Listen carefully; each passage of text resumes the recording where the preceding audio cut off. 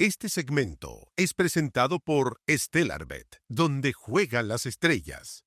El libro del periodista e investigador Rodrigo Cid, que indaga en cómo el terror de Estado convivió con rutinas domésticas, vínculos familiares y apariencias de normalidad social. El rebrote de estas ideas autoritarias y la banalización de las atrocidades del régimen, además de la deportación desde Estados Unidos de un criminal de la dictadura y el anuncio de que Punta Peuco será una cárcel común, convierten la siguiente conversación necesaria y de interés nacional. Por eso, en esta mañana en Turno AM nos encontramos con el periodista Rodrigo Cid, cuyo libro aquí presente, que estamos viendo acá en pantalla, es fruto de una larga carrera investigando a los agentes de la dictadura. Rodrigo, muy buenos días, tenemos el libro. Hola Nicolás, ¿cómo estás? Disley, mucho gusto estar acá en el programa con ustedes. Oye, quiero partir con la primera duda. Tú has trabajado temas de derechos humanos, eres parte del directorio en Televisión Nacional, has hecho toda una carrera dedicada desde el Informe Especial y otra iniciativa del Departamento de Prensa de TVN a estas historias. Y pasa un fenómeno que es que se están muriendo muchos de los protagonistas de la historia. Y Claro. está de alguna manera simplificándose lo que era el mapa de la dictadura y con sus complejidades, atrocidades y ejemplos.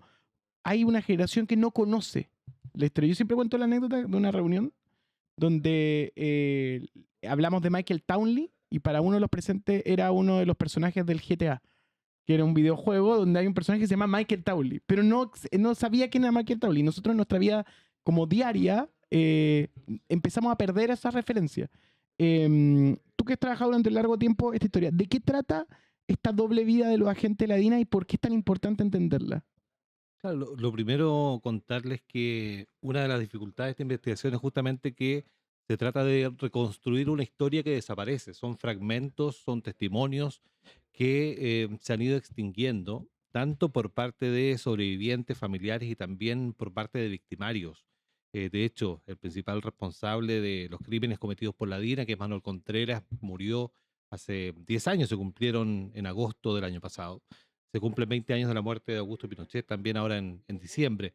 Por lo tanto, se trata de reconstruir un pasado que cobra vigencia, porque tal como tú dices, las generaciones más jóvenes no han tenido acceso a conocer las historias, a conocer lo que ocurrió en esa época y por qué se traen de vuelta al presente. Y creo yo que en definitiva es porque la memoria en Chile continúa en disputa. ¿Y por qué digo que continúa en disputa? Porque cuando se levantan discursos de impunidad, ya sea de forma abierta o de forma más encubierta, cuando se habla de posible otorgamiento de beneficios carcelarios, da cuenta de que no hemos logrado cerrar la herida abierta a partir de 1973, porque creo yo que como sociedad toda hemos sido incapaces de construir un relato común en torno a la importancia de los derechos humanos y de promoverlos y protegerlos en todo momento y circunstancia. Siempre imaginamos a los agentes de la DINA como monstruos de tiempo completo, pero tu tesis es mucho más inquietante, tengo que decirlo, porque tú planteas que ellos convivían con la realidad. Entonces, ¿cómo se explica esa disociación? ¿Cómo un agente podía torturar en la mañana y ser un padre amoroso o un vecino ejemplar en la tarde? ¿Qué encontraste en esa psiquis doméstica? Es justamente un elemento muy perturbador, tal como tú dices, Geraldine, porque uno tenía la idea de que quienes cometían estos crímenes tan brutales, de torturas, secuestros, homicidios, eran personas que podían entrar en la categoría de monstruos, ¿cierto? Por esta capacidad de cometer esos delitos. Sin embargo, uno cuando empieza a analizar, a desmenuzar los perfiles, se va dando cuenta que eran personas comunes y corrientes, que muchas de ellas eran personas totalmente banales, que además no destacaban en nada, entonces encontraban en el espacio de la sala de tortura un lugar donde de alguna manera podían destacarse y ganarse la lealtad de los jefes, siendo lo más sanguinario posible, siendo lo más brutal posible, para de esa manera además generar el doble efecto de provocar y aterrorizar a las víctimas. Por lo tanto, es una de las preguntas que uno se hace y uno comienza investigando el tema a determinar que había distintos perfiles de quienes estaban en estos organismos represivos. Unos estaban movidos por una ideología profunda, por un fanatismo y un fervor casi religioso, estamos hablando de la primera línea de oficiales. Después había una segunda selección que era bastante más residual, que era en el momento de solicitar a personal en comisión de servicio a organismos como la DINA, los comandantes de las unidades militares no mandaron a su gente mejor preparada, a sus mejores militares. Mandaron a los que estaban en lista 3, en lista 4, a los alcohólicos, a los peleadores, a los violentos. Y después había otro grupo que estaba formado por delincuentes comunes de baja estofa, como Osvaldo Romo Mena y otros que también formaron parte de la DINA. Y había también otra selección que también destacó por su brutalidad y que era aquellos que se habían dado vuelta a la chaqueta, que habían formado parte de partidos de izquierda en ese momento y que pasaron no solo a colaborar, sino que a participar activamente en la represión de quienes habían sido sus compañeros de partido, de militancia.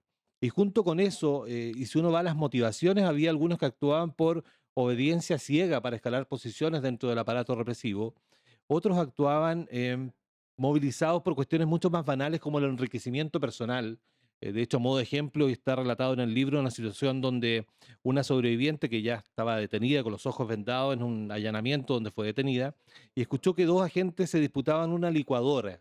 O sea, un elemento doméstico tan común era parte del botín de guerra que ellos podían recuperar para llevárselo y repartírselo.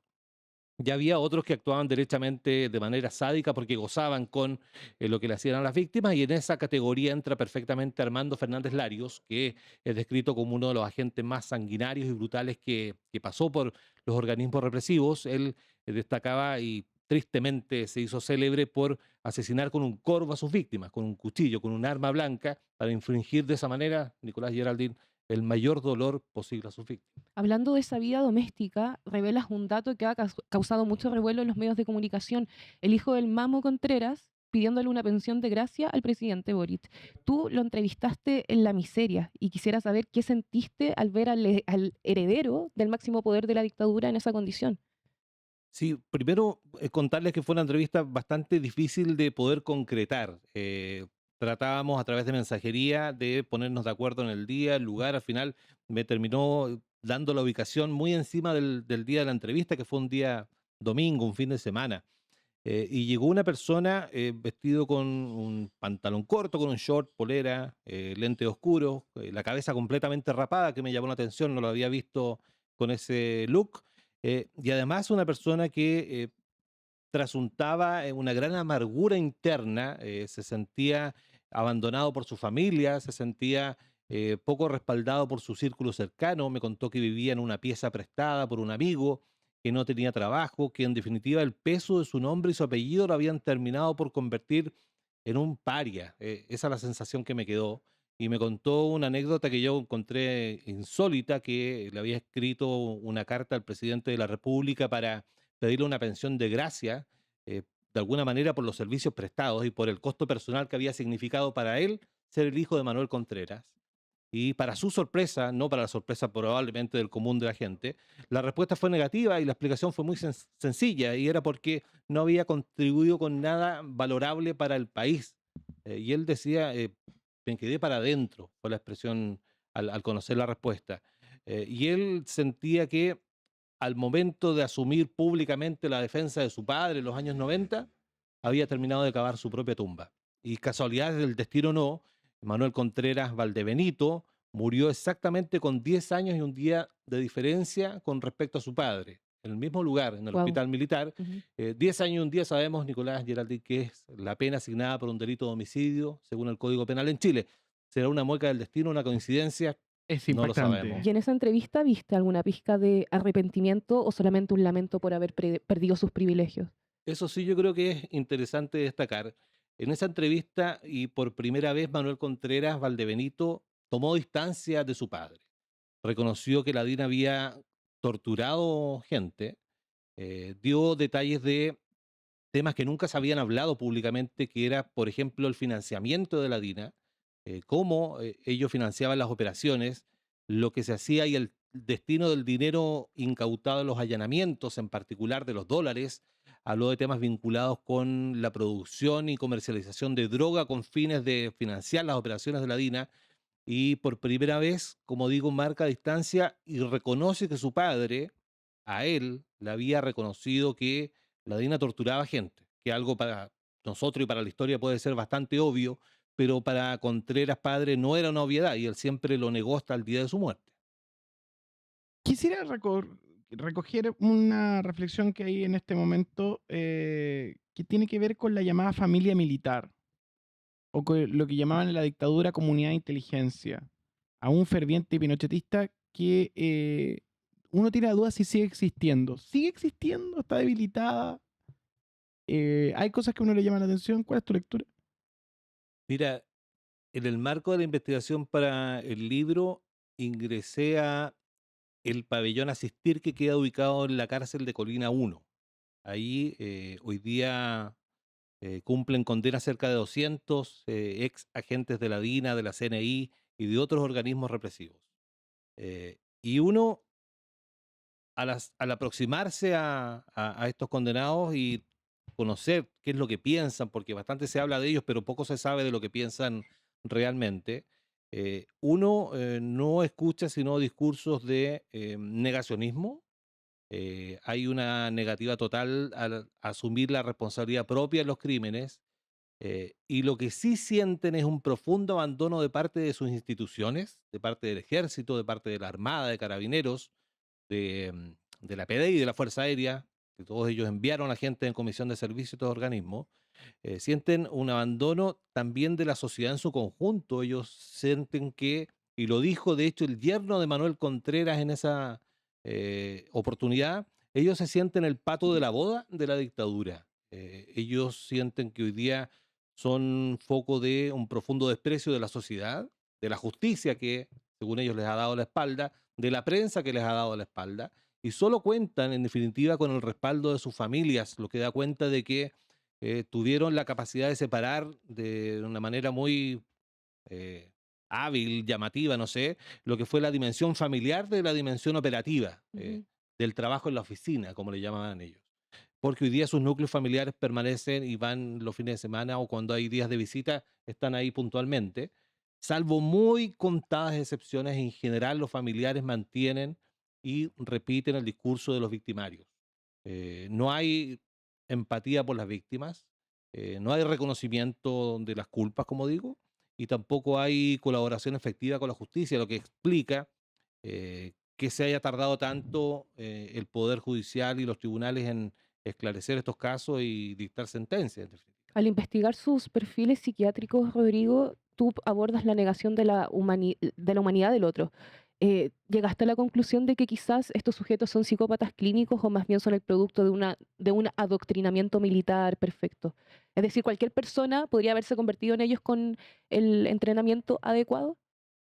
Y eso probablemente también es muy perturbador, porque al analizar los perfiles psiquiátricos que están en los expedientes judiciales, era uno de los elementos que uno quería conocer, Ujú. si había algún tipo de perturbación o trastorno mental. No hay No trastorno existe. mental alguno. Se trata de aquellos oficiales, de personas profundamente ideologizadas, pero a un nivel de fervor que es prácticamente religioso y que les llevaba a tener una obediencia ciega, a cumplir órdenes sin cuestionarse nada, y actuar de manera despiadada contra sus víctimas, pero como digo, no porque tuvieran una alteración psiquiátrica, sino que estaban movidos por un fanatismo enfermizo. Hay un episodio clave en tu libro, específicamente el 10 de diciembre del 2006 cuando muere Pinochet. ¿Qué pasó realmente en Punta Peuco ese día? Porque describes una sensación de orfandad y traición que la gente afuera quizás no conoce. ¿Se sintieron traicionados por su propio general o por el ejército? ¿Qué es lo que pasó ese día? Testigos relatan que ese 10 de diciembre del año 2006, cuando muere Pinochet, en la cárcel de Punta Peuco se conoce la noticia a través de los canales de televisión y lo que se escucha son insultos, abucheos hacia una persona que ellos sentían los había abandonado completamente. Pinochet en un momento dijo: a mí no me tocan a uno solo de mis hombres. No se mueve una hoja sin que yo lo sepa. Pero al ver lo que estaba ocurriendo en ese momento, donde quienes habían sido subalternos estaban pagando las culpas de quien había dado las órdenes y estaban muriendo en completa impunidad, para ellos fue una sensación de eh, descargar esa ira, descargar ese resentimiento a través de insultos, gritos, abucheos y rechiflas en Punta Peu. ¿Idea mía o son todos traidores entre ellos? Porque a propósito de Fernández Larios, como que al fin y al cabo se van entregando, son como, o sea, no sé, uno puede asimilar las películas de la mafia, pero hasta en la mafia hay más código. Estos no tienen mucho código, ¿no? O sea, incluso el mismo Pinochet con respecto a cómo los olvidó, se puso el traje de senador y lo abandonó de alguna forma. Bueno, de hecho, en el libro está transcrito íntegramente un careo entre Augusto Pinochet y Manuel Contreras, que fue una diligencia ordenada por el fallecido ministro Víctor Montiglio y que se hizo en el Club Militar de Locurro. Ahí cómo ingresaron los dos personajes ya te dice mucho. Pinochet entró en su comitiva, su Mercedes-Benz blindado, que tenía otro Mercedes-Benz gemelo, una comitiva muy amplia. Contreras lo hizo en un carro de gendarmería. O sea, ya había una diferencia en el ingreso. Cómo entró uno, como un convicto, cómo entró el otro, como una persona que todavía gozaba de libertad. Y en el careo, ante los dichos de Contreras, Pinochet se escudaba en la desmemoria y decía, no fue cierto. Y si fue cierto, no me acuerdo. Por lo tanto, había una negativa Y es completa una a asumir. frase que una frase que aparece en una gran canción de los Tres. No me acuerdo. Claro. Si no me acuerdo, pero no es cierto. Y si es cierto, no me acuerdo. Gran poesía. Exactamente, y al final, todos estos crímenes, ¿cómo se comienzan de alguna forma a esclarecer? Porque aparece un mocito, alguien que venía fuera de la familia militar, que trabajó desde muy joven en la casa de Contreras y después en una brigada Lautaro, en el cuartel Simón Bolívar, que decide revelar la existencia de ese cuartel, decide revelar los roles que tuvieron los distintos agentes ahí, y porque algún conscripto ha decidido hablar, pero el pacto de silencio que opera todavía entre los oficiales es total, y es algo que ha hecho que los procesos judiciales se extiendan durante años y años y años. Rodrigo, quisiera llevarte al presente porque tú has investigado el ADN de la represión misma y hoy vemos casos como por ejemplo el de Claudio Crespo con la GoPro y también insultos mientras disparaba, o también el caso de Patricio Maturana con el caso Campillay. ¿Ves alguna continuidad histórica en ese actuar? Mira, yo creo que este libro nos da elementos para reconocer señales de alerta cuando se pueda allanar el camino para que se cometan violaciones a los derechos humanos. Cuando se levantan discursos de impunidad, cuando se habla de posible otorgamiento de beneficios carcelarios para quienes han cometido violaciones a los derechos humanos, cuando el Poder Judicial está sacudido por la peor crisis de su historia, con una deslegitimidad en la población tremenda, con una falta de confianza en los tribunales que es brutal, cuando se denosta el trabajo de la prensa y cuando se, en definitiva, relativiza la gravedad de estos crímenes contra un sector de la población, yo creo que son señales que cualquier sociedad tendría que reconocer para tratar de evitar que hechos tan lamentables se repitan, porque estamos hablando de hechos ocurridos hace 50 años, pero hoy día persiste un discurso de relativizar, de tratar de favorecer la impunidad que claramente no nos permite avanzar para proyectarnos como nación. Y claro, justamente estamos en una semana sumamente noticiosa porque acaban de deportar desde Estados Unidos a Armando Fernández Larios, implicado en el asesinato de Orlando Letelier. Y después de investigar tanto, ¿qué te pasa cuando ves que la justicia llega 50 años más tarde? Fernández Lario de tener cerca de 90 años. Y acá se habla de que hay pobres viejitos que están en Punta Peuco, que están en Colina 1 y en otros penales. Se habla de que cómo es posible que mujeres de avanzada edad estén presas por estos delitos ocurridos hace tanto tiempo. Pero ocurre que acá tenemos que recordar que tuvimos más de 30 años de completa impunidad, donde los tribunales no hicieron prácticamente nada por esclarecer los crímenes, porque había una negativa total a colaborar para esclarecer los crímenes. Por lo tanto, si hoy día hay una persona que tiene más de 90 años y está cumpliendo condena hace 3, 4 o 5 años. Acá no hay ningún preso que esté desde los años 70 cuando ocurrieron los crímenes. Por lo tanto, también hay que poner las cosas en un contexto y entender por qué es posible que tengamos victimarios de tan avanzada edad y también por qué es posible que muchos familiares hayan fallecido sin saber lo que pasó con su ser querido, sin saber siquiera dónde están sus restos, dónde poder despedirlo como desearía cualquier persona. Y bueno, Rodrigo, queríamos agradecerte esta entrevista por acompañarnos esta mañana en Turno AM.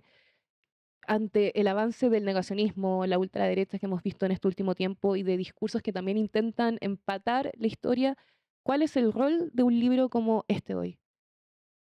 Primero estoy muy agradecido de la respuesta del público. Ha tenido una muy buena recepción.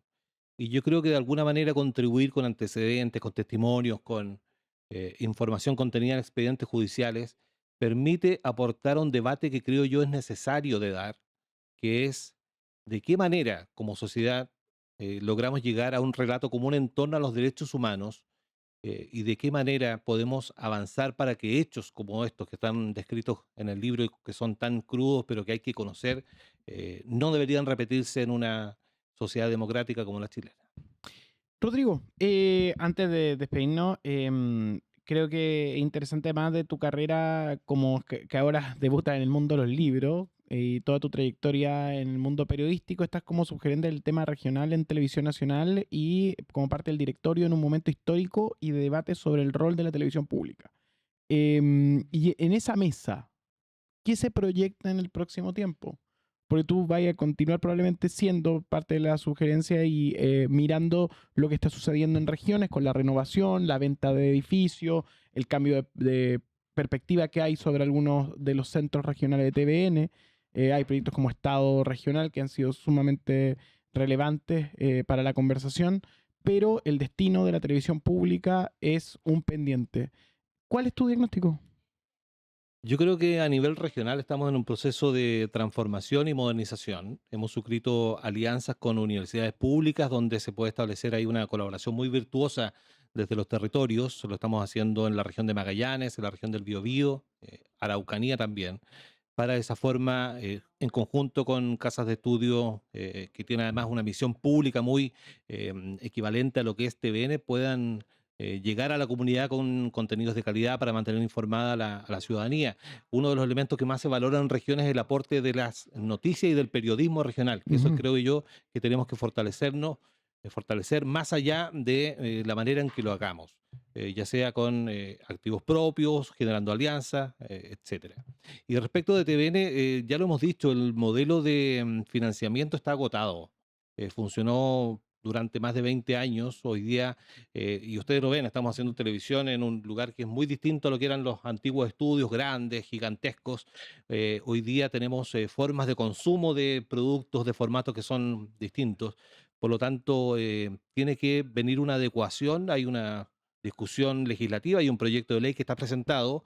Habrá que ver cómo avanza esa iniciativa, pero creo yo que todos los actores que tienen que ver directamente con TVN, ya sea el Parlamento, el mismo Poder Ejecutivo, tengamos que llegar de alguna manera a un consenso en torno a la televisión de hoy día y sobre todo a la televisión pública del mañana. Siempre, bueno, tú vas a representar un hito al ser el primer representante de los trabajadores que llega al directorio. Eso no había sucedido en la historia de Televisión Nacional. Y en ese sentido, los trabajadores de TVN hoy, ¿qué buscan?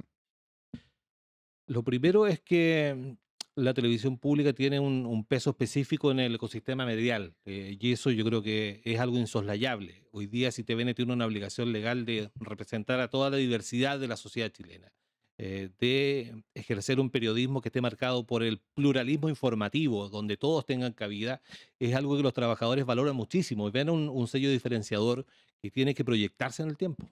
Claro. Es un momento histórico relevante para ver qué va a pasar con la televisión pública y cómo vamos a ver su supervivencia de acá al próximo tiempo. Y ahí es importante lo que tú dices, el proyecto de ley y la intención de continuar, porque también durante varias veces a mí ha habido ganas de privatizar y la deuda también sigue creciendo, que también es un eterno tema en los medios.